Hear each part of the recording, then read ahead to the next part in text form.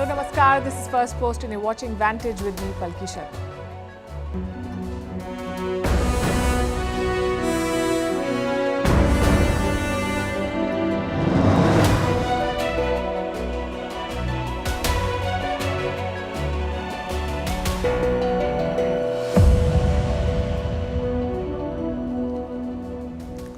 We're back in our Delhi studios. Russia's president has become the latest leader to jump onto the self-reliance bandwagon. He has hailed Prime Minister Modi's Make in India mission. Putin is making a case for Russia to follow in India's footsteps. But how will Moscow make it work? Sanctions are holding back their economy, plus the Kremlin still needs money to fight the war in Ukraine. New Delhi might hold the key to unlocking Make in Russia. We'll explain how. Putin is also hosting North Korea's Kim Jong-un. Reports say they're ready to strike a deal. Moscow is ready to buy North Korean ammo, but at what price? Apparently, Pyongyang wants support for its nuclear program. Meanwhile, new iPhones are out. We'll tell you if it's a case of old wine in a new bottle. Egypt's move to ban the face veil has sparked a debate, and scientists at NASA have found a new planet. It could have water on its surface. We'll get to the full story. The headlines first. Oil cuts by Saudi Arabia and Russia will cause a big supply shortfall. That's the warning from the International Energy Agency. This also raises the risk of further market volatility. The warning comes a day after oil prices jumped. The gap between global supply and demand is said to be the widest since 2007. China appoints a full-time ambassador to Afghanistan. It's the first country to do so since the Taliban took over in 2021. It comes amid China's plans for expansion of the Belt and Road Initiative. Beijing wants to extend the project to Afghanistan. China says it's quote-unquote upgrading its ties with Venezuela. President Xi Jinping meets his counterpart Nicolas Maduro. It's the Venezuelan president's first state visit to Beijing since 2018. Maduro wants Venezuela to join BRICS. Beijing is Caracas's main creditor. The UK's Parliament has adopted a controversial Northern Ireland bill. It grants immunity to fighters involved in the sectarian violence in Northern Ireland. The conflict began in the 1960s and lasted around 3 decades. More than 3,500 people were killed. Many deaths still remain under investigation.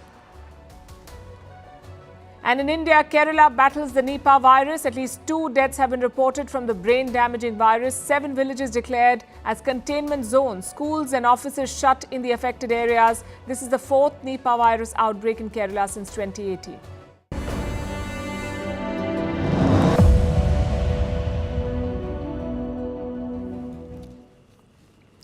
India's G20 success is opening new doors. The Delhi Declaration was a victory for Indian diplomacy. The tides of global leadership are changing.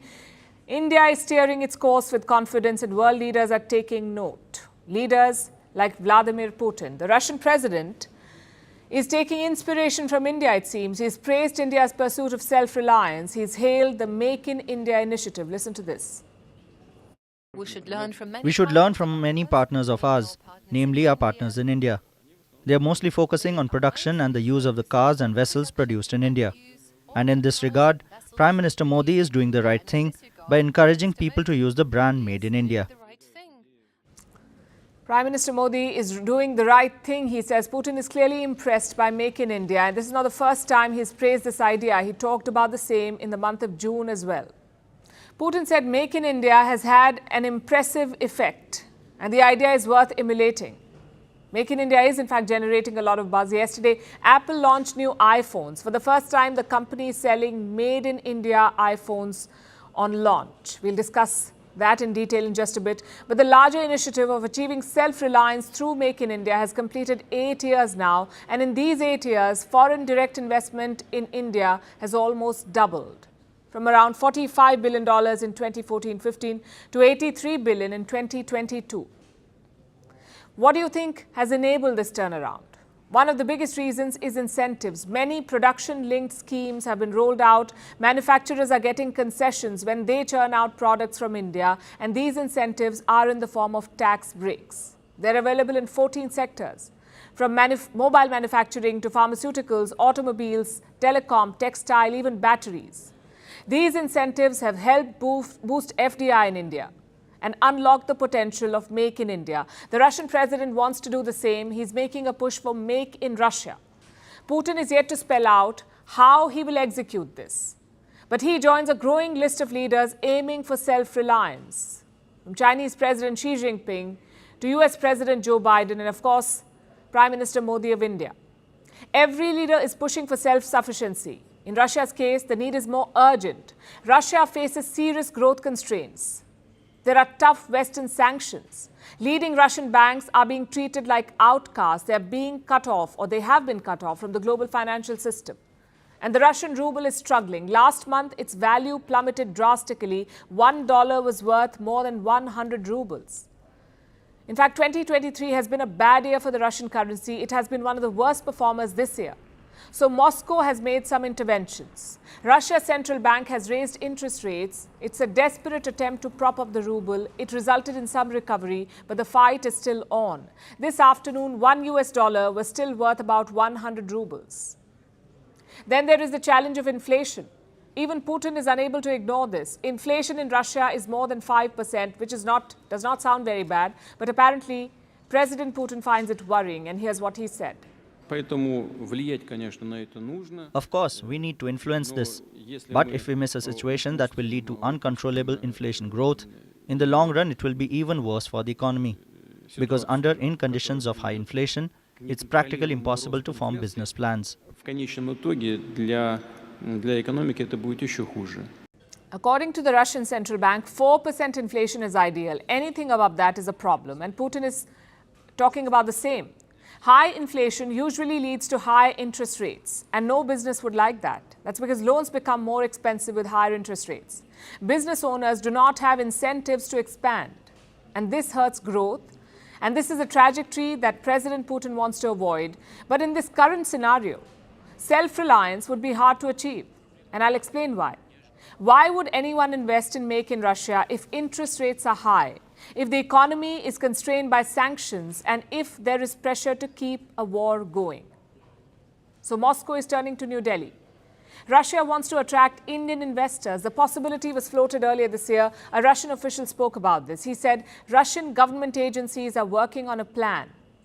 Over 1,000 companies have left Russia since this war began, so there is a gap. And someone needs to step up to fill this gap. Russia is keen to offer that space to India. It has identified sectors where Indian companies could invest. Sectors like information technology, fast-moving consumer goods or FMCG, fertilizers, transport.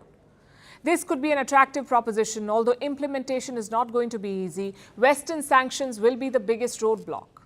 They might block Indian investments in Russia. Payments and the flow of money will have to be figured out. And both sides are grappling with this issue. Recently, Russia and India started trading in their native currencies. There is money in the bank. But Russia is facing some problems. They have billions of Indian rupees. They don't know how to use it. Last week, the Russian foreign minister spoke about this. Sergei Lavrov said, India is working on a solution. It could allow Moscow to invest this money.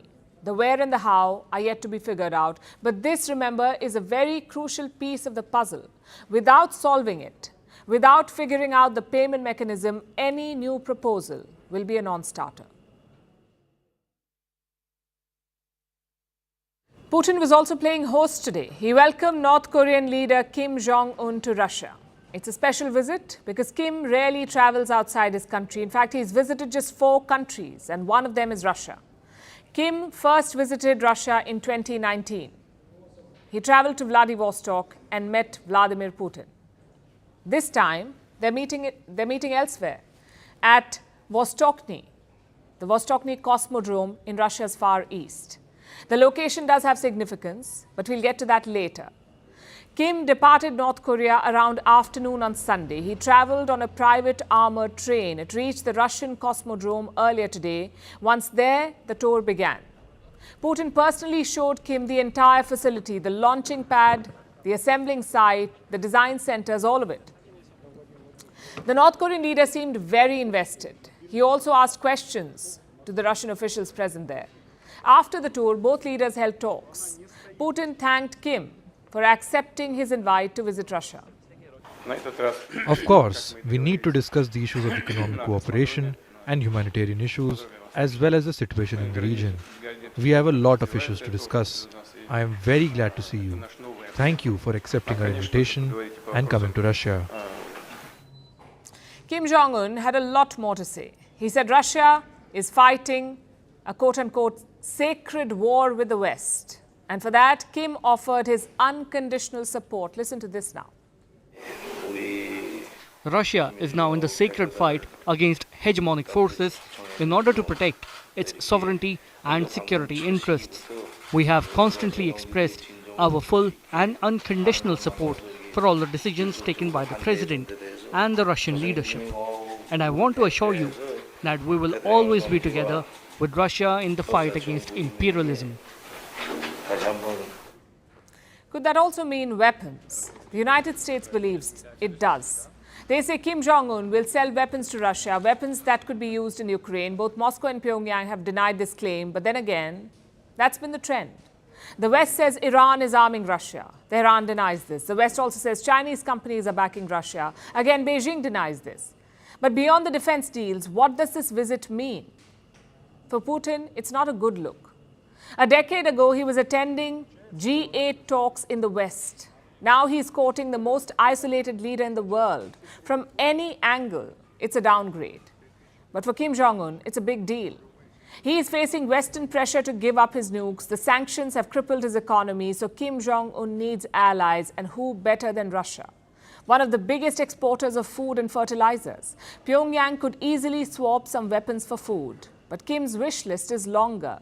He'll be hoping for some help in the rocket and satellite departments. Which brings us to the meeting venue. Why a cosmodrome? Vostochny symbolizes Russia's space ambitions.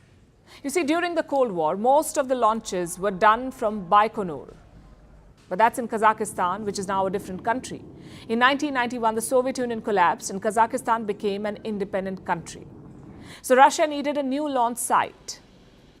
It was Putin who ordered the construction of Vostochny. The first launch was in 2016. The last was this year, Russia's ill-fated mission to the moon. So this cosmodrome is the nerve center of Russia's space program, where they build and launch rockets. Kim Jong-un could use that technology. He tried to launch a spy satellite earlier this year. 2 attempts, 2 failures. So the fear is Putin could transfer this technology to North Korea, and this would violate sanctions. But then again, let's face it, I think we are beyond the point of respecting sanctions. Putin was asked about this possibility, about collaborating on rockets and satellites, and this was his response. Let me quote, "That's exactly why we came here. The leader of North Korea shows great interest in space, in rocketry, and they're trying to develop their space program. We'll show our new projects." So Putin is open to cooperation, but what's in it for him? Why is he risking a meeting with a global pariah? I know Washington is talking about weapons, but weapons alone cannot explain such a meeting. There is some strategic thought. 2 of North Korea's rivals are Japan and South Korea. Both of them are Western allies. Both have also sanctioned Russia. So Putin needs a regional counterweight, an ally who can keep South Korea and Japan occupied. Someone mercurial, powerful, and desperate. And who better than Kim Jong-un? He unveiled a tactical nuclear submarine recently. He also fired 2 ballistic missiles today. His country did. It's very rare for North Korea. They do not make big moves when Kim is out of the country. Maybe it was a message to the West. Whether Kim is home or not, the military stands ready. But coming back to Vladimir Putin, his outreach is all about convenience, because his meeting with Kim may not look good today, but it does pay well. Just like his meeting with Syria's Bashar al-Assad or Venezuela's President Nicolas Maduro. As long as it suits him strategically, Putin will play any card, even the rogue dictator one. Both Russia and North Korea stand to gain from this partnership, but the wider region does not. It's a sign that camp politics is getting worse. And now let's talk about the India-China standoff. No, I'm not talking about the one at the border. This was a standoff during the G20 summit. It happened at a 5-star hotel, the hotel where the Chinese delegation was staying. They were at the Taj Hotel in New Delhi. It played host to many elite delegates, like Brazil's President Lula da Silva. And Brazil, you know, is the next host of the G20. So important delegations stayed in this hotel. The Chinese delegation was at the same hotel. And they threw a lot of tantrums. So much so that their actions led to a tense face-off. Members of the Chinese delegation arrived on Thursday. And this was an advance team. The Chinese premier reached New Delhi a day later, that is on Friday. Now, Friday, of course, was the day before the summit was about to begin. So before the premier came, some of his team was already here. They were put through a security check, which is routine procedure. Everyone goes through this for their own safety. In this case, the hotel security team noticed some bags. Reports say they looked unusual. Their dimensions seemed off. But they were labeled as diplomatic baggage. Now, Indian security officials were also present. They too saw the bags and they let them go. This was as per protocol. A diplomatic bag, also known as a diplomatic pouch, is like a container. It is used by countries to send documents or messages, sometimes even some articles or things, and this diplomatic bag or pouch is protected under the Vienna Convention, no matter the urgency. No other country can open this bag. No other country is allowed to take a look inside. And Indian officials followed this rule. These unusual-looking Chinese bags were labeled diplomatic, so they were allowed inside. The Chinese officials took the bags to their rooms, and soon after that, the Indian side got a complaint. A hotel staffer saw one of these bags. This person had gone inside the room and came out worried. So a report was filed. This staff member filed a complaint. They said there was, quote-unquote, suspicious equipment inside the bags. And that's when the Indian officials swung into action. The security team approached the Chinese delegation. They knocked on the doors of their hotel room. This time they asked for a closer look.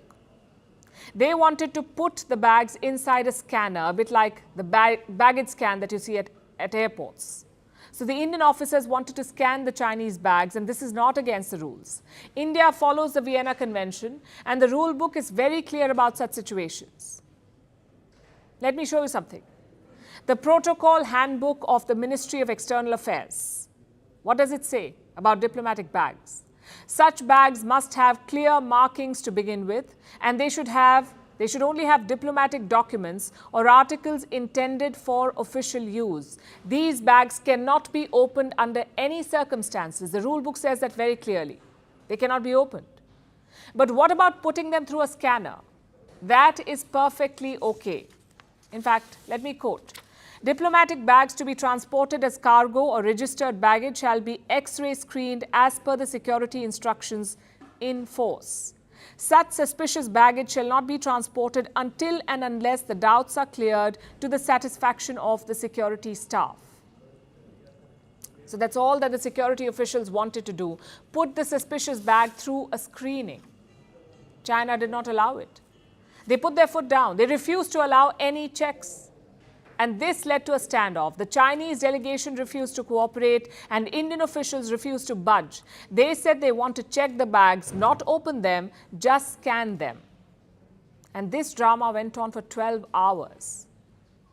Ultimately, the Chinese side came up with a way to evade scrutiny. They dispatched these bags to the Chinese embassy. And here we must praise the Indian team. Despite the pressure from the Chinese side, they held their ground. They pushed China to be transparent. A 3-member team stood outside the delegation's room. They remained outside for 12 hours. They left only when China decided to send the bags to the embassy. So what was China trying to hide in these bags? Why did they block the security check? Well, that remains a mystery. The suspicion is that the Chinese side had brought a jamming device or equipment used to communicate privately.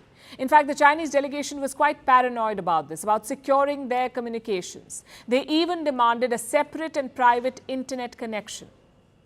This request was declined. What does this incident tell you? It is a glimpse into the psyche of the world's second largest economy and the people who rule it. That's China for you. Secretive, confrontational, and ready to kick up a fuss. December brings Christmas, September brings iPhones. All of us have gotten used to this cycle. On Tuesday, Apple unveiled their latest iPhone. It's called the iPhone 15. And what's the big headline? Well, there isn't one. There hasn't been a headline for a good 5 years, in fact. Yet, Apple is not slowing down. It is the most valuable company in the whole world, meaning they are doing something right. Let's try to understand what. We are looking at 5 questions tonight. Number 1, what's different about the iPhone 15? Nothing major, just small things. All models get a USB-type charger. You also get brighter screens, better cameras. The high-end models come with a titanium frame, so more strength. One slightly notable difference is the action button. For this, you need to buy the Pro or the Pro Max models. But what does the button do? You may have seen this slider on the side of most iPhones. They put the device in silent mode. In the new models, that is gone. Instead of the slider, there is an action button. You can customize it the way you want, maybe to open the camera or to turn on the flashlight or start recording a voice note. Other than that, it's mostly the same, which raises the second question. How expensive is it?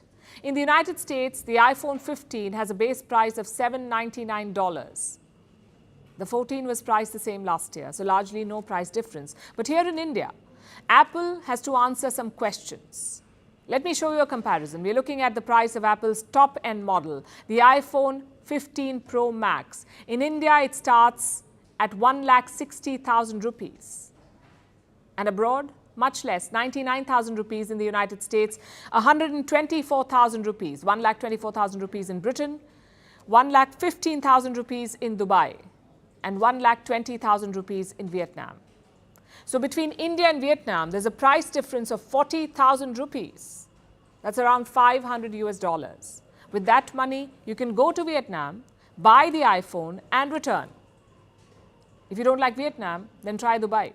My point is, the prices do not make sense, especially when you realize some iPhones are now made in India. That's right. Apple supplier Foxconn has a plant in Tamil Nadu and they make the new iPhone 15. They will hit the market along with the ones made in China. So common sense says they should be cheaper, no import taxes, lesser transport costs. So technically made in India iPhones should be cheaper. Why aren't they? Well, only Apple can answer that question. Their CEO Tim Cook said he wants India's middle class to buy iPhones, but at these prices, well, good luck. Now to question number 3. How does Apple keep doing this? I mean, growth without innovation. How do they do it? After the iPhone 11, most models have been the same. You could argue that they're faster, they have better cameras, but those are not game-changing features, really. Yet Apple shares keep rising. When iPhone 11 came out, Apple was trading at around $50. That's $50 per share. And now it is $173 per share. What explains this growth? Apple's marketing. Most people don't think of the iPhone as just a phone. It's a status symbol. It's a luxury. At the same time, it's a lifestyle choice, what many call the Apple ecosystem. Some marketing experts have compared Apple to a religion or a cult. And the numbers prove this. Apple has a customer retention rate of 90%. 9 out of 10 customers stay with Apple. They swap their iPhone for another iPhone. I don't think even cults have 90% approval rating. And the Apple leadership knows this. Listen to CEO Tim Cook at yesterday's Apple event. An iPhone impacts just about everything we do. They're with us all the time. And if you left either one at home, I bet you'd go back and get it. Which brings us to question number 4. What next for Apple? Where are the challenges? Well, geopolitics is a big one. Apple is stuck between the United States and China now. Recent reports said government employees in China had been banned from using iPhones. At first, Beijing did not say anything, but today they broke their silence. China says there is no ban on purchase or use of iPhones, but they did flag some security issues. China has not issued laws, regulations or policy documents that prohibit the purchase and use of foreign brand phones such as Apple's. But recently we did notice a lot of media exposure of security incidents related to Apple's phones.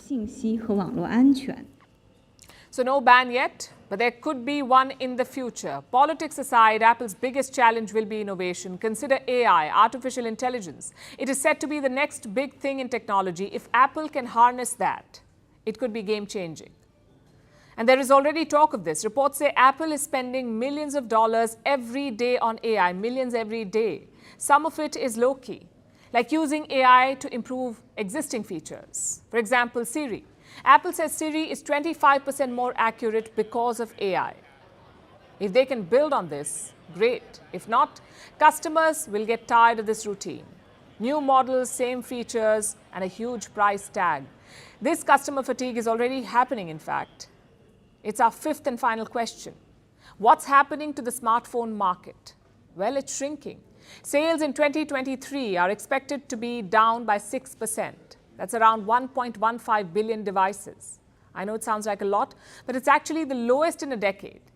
In the first quarter of 2023, around 294 million phones were sold. In the second quarter, 268 million phones. Sales are being dragged down by China. Despite that, Apple is the least affected. They sold 46 million phones in the first quarter. They sold 45 million in the second quarter. Apple today makes up 20% of the global market. Before the pandemic, it was 13%. So the company is doing something right. People know there is little or no innovation. People know they're paying too much. People also know that other phones are available, yet Apple's domination continues.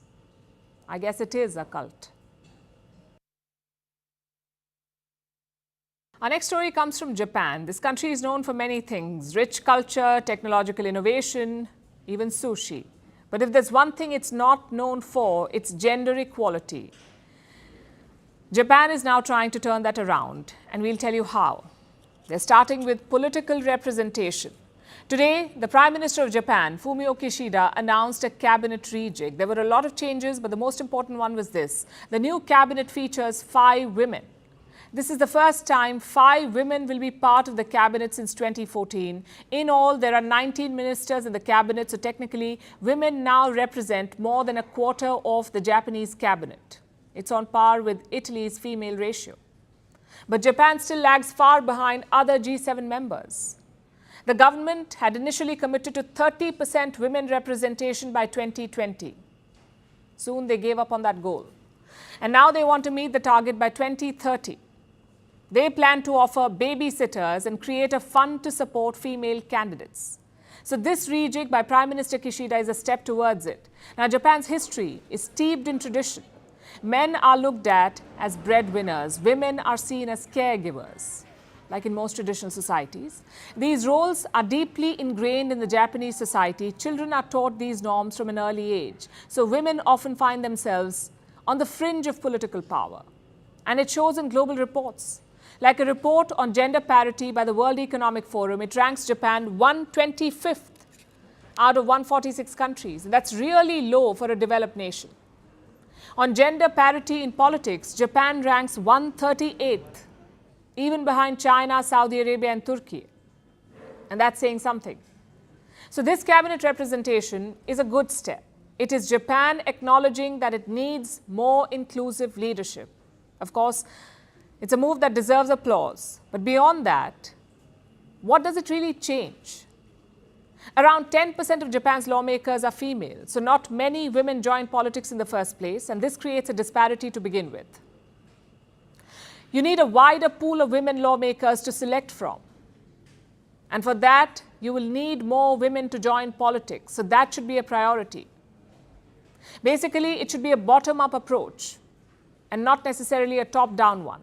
Secondly, it's all about changing mindsets. Many nations have adopted a quota system to ensure that women are adequately represented. But to the Japanese, this quota system is often unfair. Many people in Japan think of a quota system as unfair and biased and giving extraordinary privilege to women.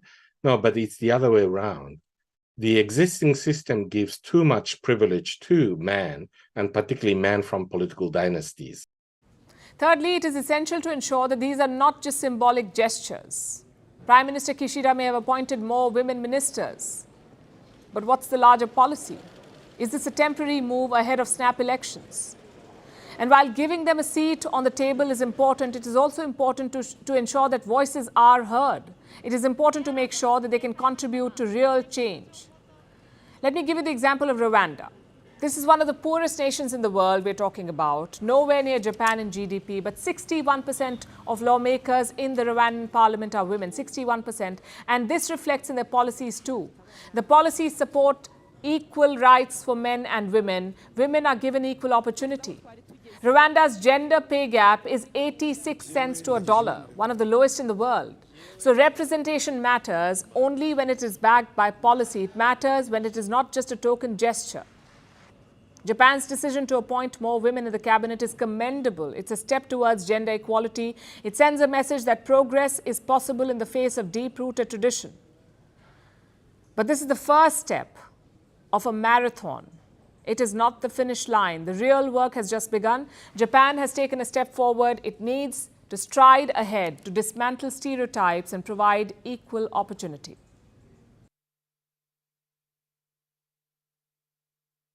And now let's turn our attention to North Africa, where the scale of destruction is staggering. In Libya, catastrophic floods have killed at least 6,000 people. More than 10,000 are missing. In Morocco, a powerful earthquake has left about 3,000 people dead. Even more are injured. In both nations, devastated communities have waited days for help, but response from Libyan and Moroccan governments seems too little, too late. Aid and rescue efforts have been sluggish. And if you're wondering why that is, the answer is politics. Two African countries, two entirely different disasters. But grief or anger is all the same. We're talking about Libya and Morocco, where the devastation has been staggering. On Friday last week, a rare earthquake of 6.8 magnitude struck Morocco. It's left over 2,900 people dead and thousands more injured. Meanwhile, in Libya last week, a powerful storm unleashed floodwaters and burst dams. Reports say at least 6,000 are dead, with over 5,000 in the eastern city of Derna alone. At least 10,000 are missing. For both countries, these are the biggest disasters in their modern history. Entire villages have been erased. Roads are littered with dead bodies. People are still trapped under rubble. People are digging survivors out of the debris and burying their dead, often with their bare hands. Some have waited days for help. Part of this delay can be blamed on destroyed infrastructure. In Morocco, remote mountainous regions were the worst hit. These are accessible only by narrow and winding roads, so rescue teams took hours, even days to reach. And in Libya, the floods were so bad in certain regions, rescue groups had difficulty reaching people. In the worst hit Derna, communication lines were down for days. This further hampered efforts, but infrastructure damage can't take all the blame, when the biggest roadblocks were the governments themselves. Let's start with Morocco, where the government's efforts were perplexing. Right after the quake, international aid began pouring in. But the country accepted help from only four: Qatar, the UAE, Spain and the UK, the nations it deems friendly. And who are the unfriendly ones according to Morocco? Algeria, France, Germany, Italy, the US, and so many others, many of whom had assembled their teams and were on standby. But they never got the green light. Typically, organizations like the WHO and the UN are on the scene in disaster zones, but not here.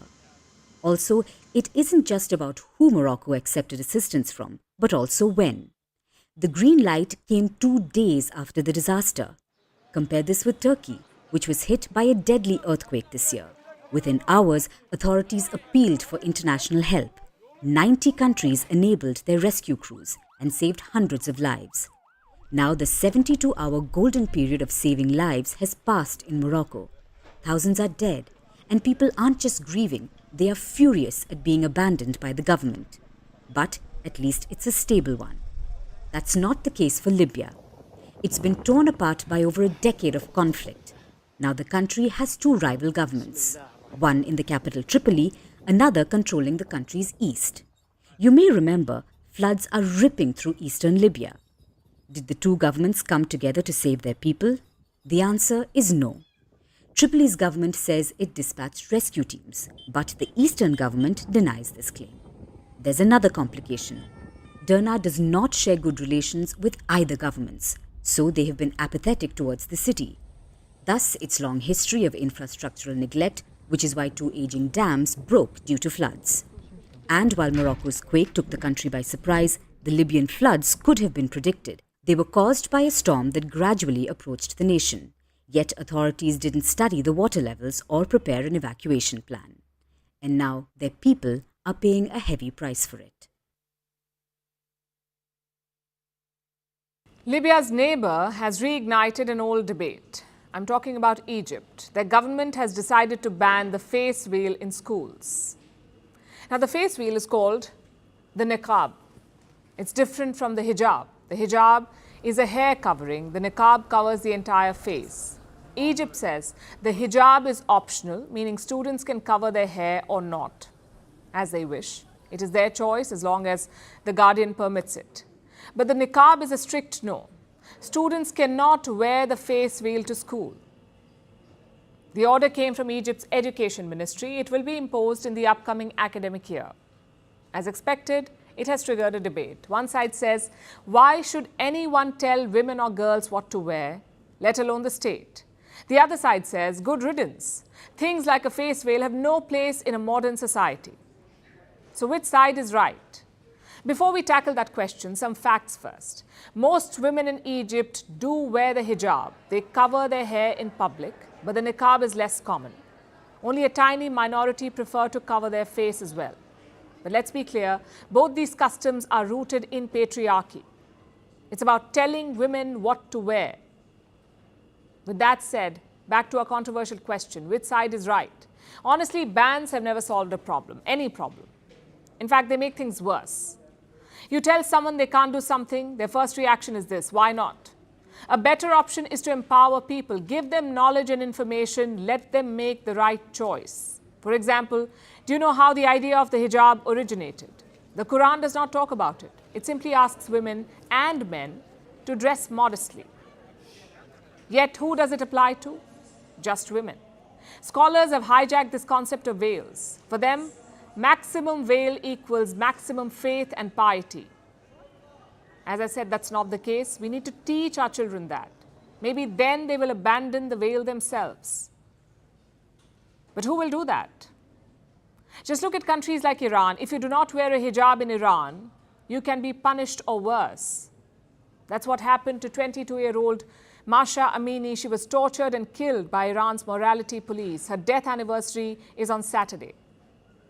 But 1 year later, what has changed? Iran's morality police are back on the streets. Women still have to wear the hijab in this country. So did education help her? Did education help Masha Amini? She was studying to become a lawyer. Maybe that made her question Iran's hijab law. But in the end, she paid the price for her opinion. My point is, education alone will not be enough. If you live in countries like Iran, you could be punished for your dissent, for your choice. So we need to strike a balance. Muslim leaders in the West call the hijab a choice, a symbol of their identity. But is it not a tone-deaf symbol? Women in Iran put their life on the line to protest the hijab, but elsewhere it's being reclaimed. It's being worn like a badge of honor. What message does this send to girls like Masha Amini? And I know that context matters. The context in Iran and the West is very different. But so do facts. Facts matter too. And the fact is that the hijab is rooted in patriarchy. There should be agreement on that. In the West, in India, in Iran, in Egypt, once you agree on that, you can figure out the next step. Do you ban it or do you phase it out? And that's where governments are so important. In Egypt, the government says the ban is about tackling extremism. In France, the argument is totally different. In 2004, they banned the headscarves. They banned headscarves in school in France.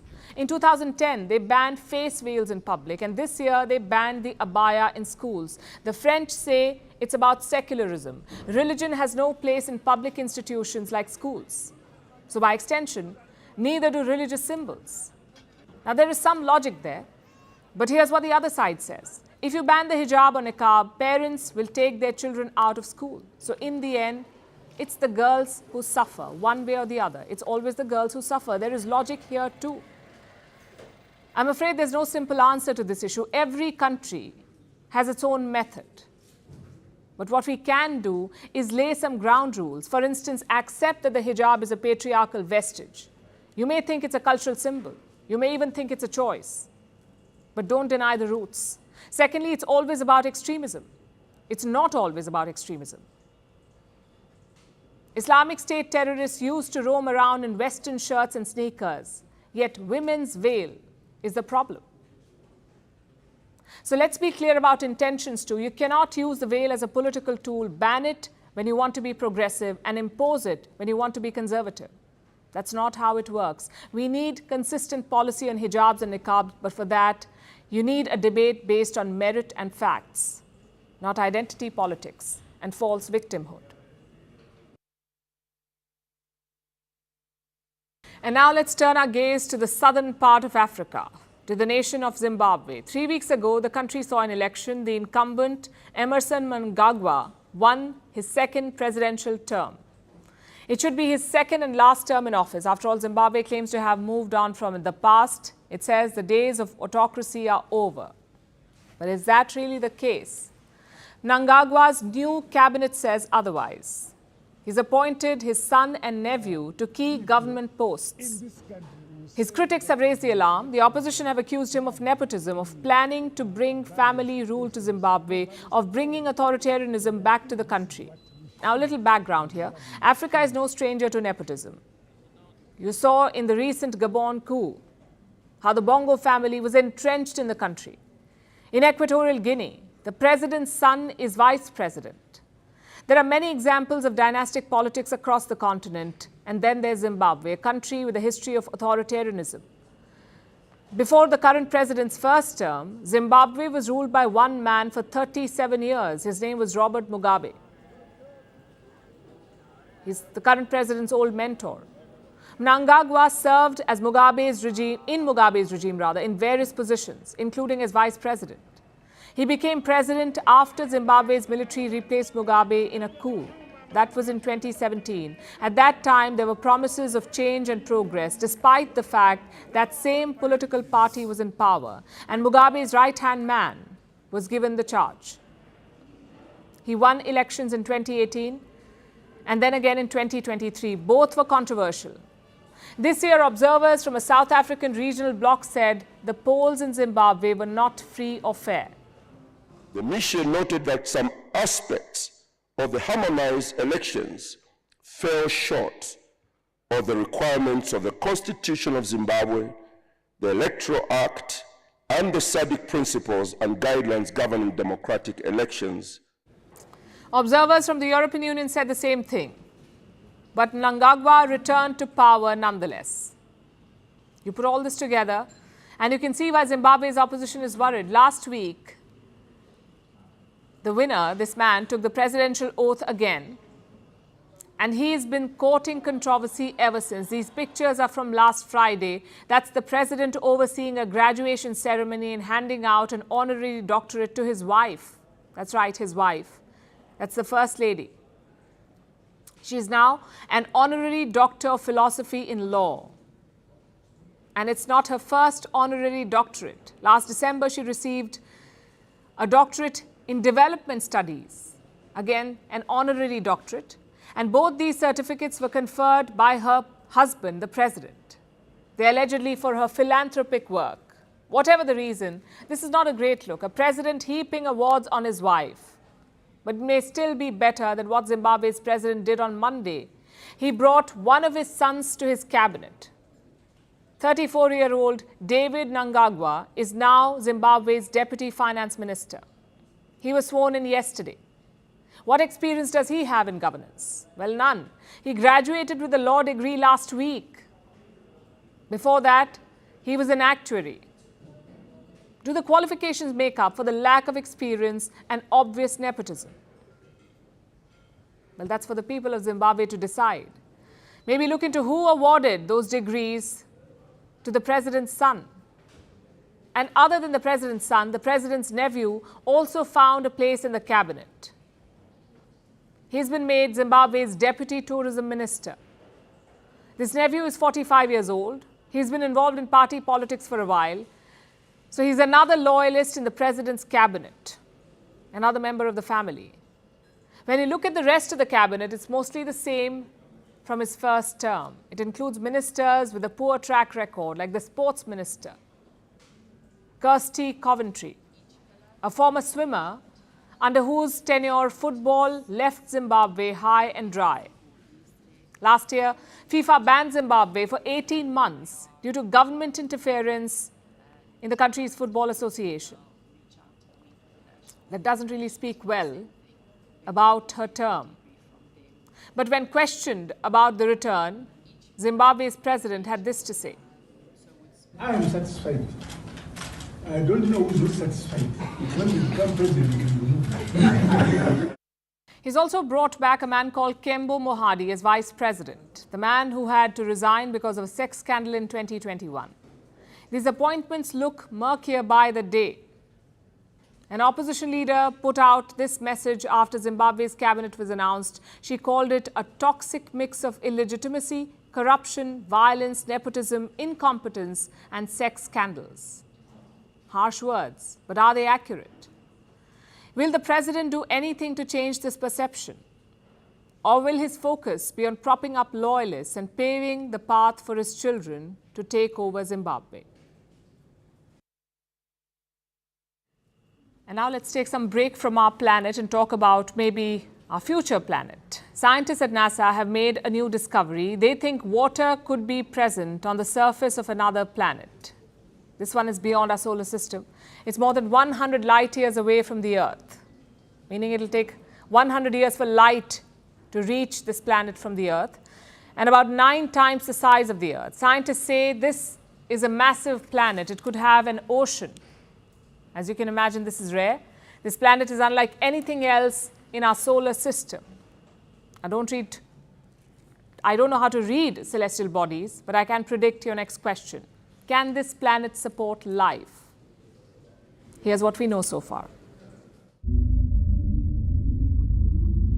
K2-18b.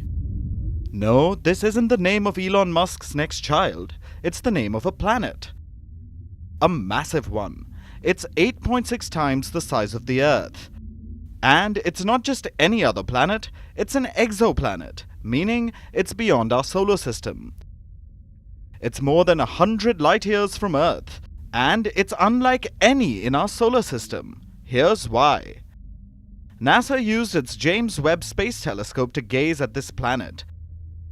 They've made an exciting discovery that hints at a possible water ocean on the planet. Scientists found methane and carbon dioxide in the atmosphere. This combination means the surface could be covered with an ocean. This isn't the first time this discovery's been made. In 2019, scientists used the Hubble Space Telescope. They spotted water vapor in the same planet's atmosphere.